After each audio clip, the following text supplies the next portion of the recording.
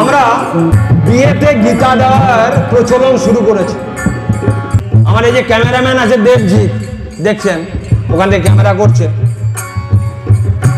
ও প্রথম চালু করে এবং আমি বলি যে আজ থেকে শুরু হোক সব জায়গায় গীতা দেওয়া, অন্নপ্রাশন থেকে আরম্ভ করে বিয়েতে পর্যন্ত গীতার দেওয়া প্রচলন আমরা শুরু করেছি।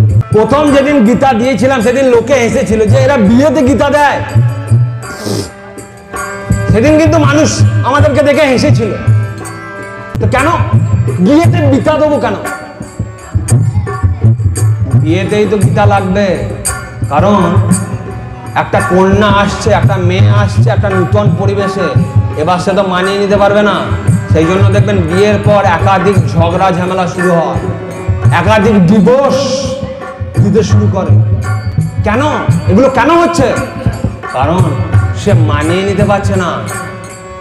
এই জন্য মানিয়ে নেওয়ার জন্য দেখুন আজকে আপনাদেরকে বলছিলাম যে গীতা থেকে শোনাবো আপনাদের যে সংসার, তাহলে যে একটা সংসার করতে আসছে তার আগে সংসার করার নিয়ম তাকে জানতে হবে, এর জন্য জ্ঞানের দরকার। সেই জন্যই আমরা চালু করেছি বিয়েতে গীতা দেওয়া।